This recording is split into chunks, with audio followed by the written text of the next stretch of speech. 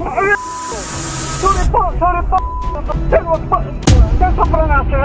Isa na namang viral video ngayon ang talagang nakakagalit at nakakaawa sa sinapit ng isang matanda sa kamay daw ng isang pulis sa gitna ng kalsada.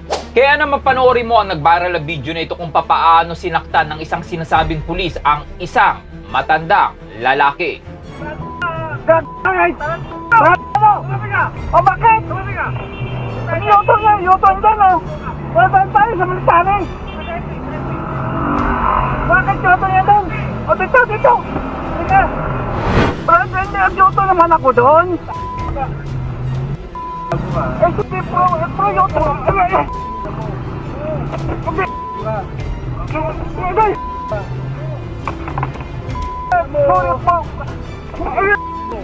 Sorry po. Sir, wag po.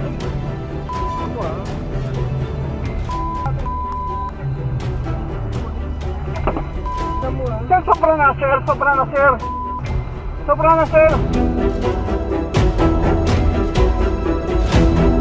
Makikita rin sa video na huminto ang isang Grab driver upang awatin ang isang pulis. Ngunit nagulat siya nang pati siya ay saktan nito. Tapos yung karapatan, sir, saktan yung asawa ko. Anong karapatan niya bugbugin, suntukin kung hindi po natanggal yung salamin ng asawa ko? Ewan ko po kung ano mangyari. Buti po natanggal niya yung salamin habang sinusuntok po siya. Ganito ha, meron naman na tayong lead. Kailangan lang ipapa-investigasyonan na natin yan. Of course, we need your participation. Magre-report tayo sa kapulisan. Kailangan natin ng kanilang tulong. Captain, no, assuming lang naman no, na member pa rin or retired member ng police department natin itong involved, sana naman no, inaasahan namin na magkakaroon ng fair and independent investigation, mapanagot natin no, kung sino mang nag-abuso ng kanilang or sino mang nag-road rage incident, sino mang naggalit, nanakit, wala po silang karapatang gawin yan. Yes, okay? sir. Opo.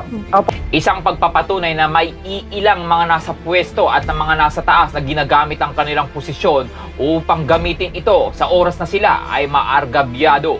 Kaya naman i-share mo na ang video nito, ikaw bilang isang Pilipino, kung ikaw ang tatanungin, ano ang dapat gawin sa pulis na ito na imbis na kausapin niya muna ng maayos ay bigla na lang siyang nanakit. Well, i-comment mo na ang iyong reaksyon sa video sa baba.